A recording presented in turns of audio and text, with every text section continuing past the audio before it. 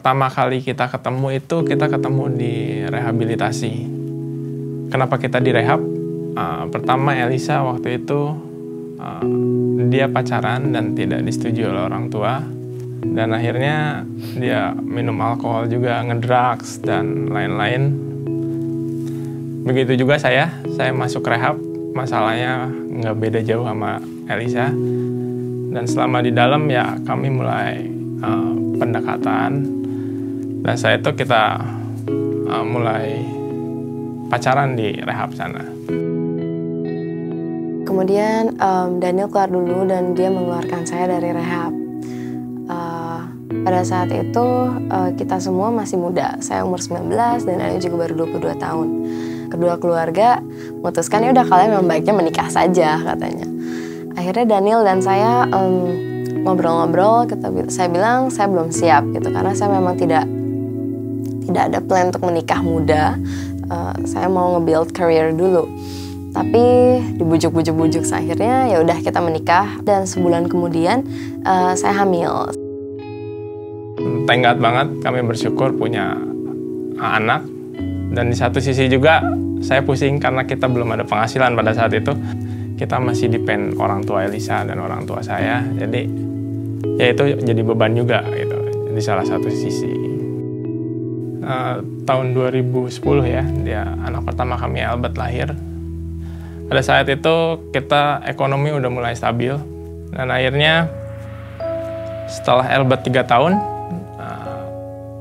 Elisa hamil lagi anak kedua. Pas sama anak kedua itu shock dan nggak terima. Saya nggak ready untuk punya anak. Memikirkan biaya anak, terus kedua gimana kuliah saya, gimana saya karir, karena sebenarnya udah di planning gitu. Saya melakukan segala cara supaya bisa gugur. Salah satunya cari obat, searching di internet, karena di Indonesia ternyata menggugurkan anak itu ilegal. So cari obat yang ilegal juga. Dan itu nggak semua apotek punya.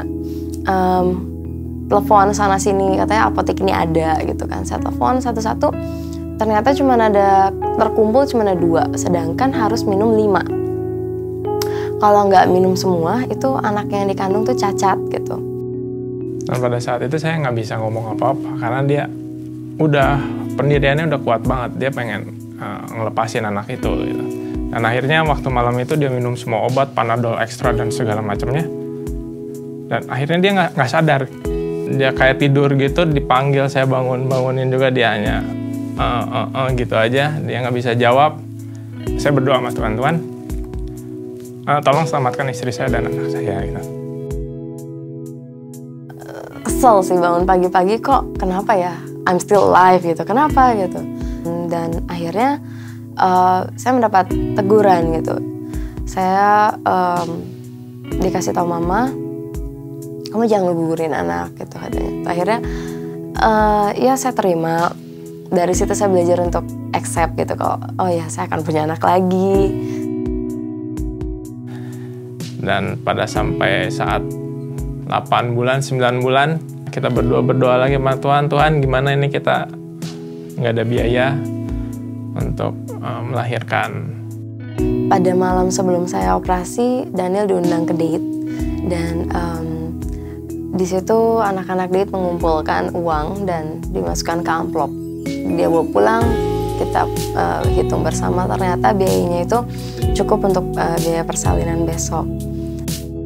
Pada waktu lahir juga saya sebenarnya agak khawatir. Aduh gimana ya, ini anak udah minum obat banyak, Panadol, Ponstan, semua tuh antibiotik semua udah. Tapi puji Tuhan, Ed lahir sehat, gak ada cacat satupun, dan ya dia cheerful, dia juga friendly. Rencanaku bukan rencana Tuhan. I put my trust in God because God's plan never fails.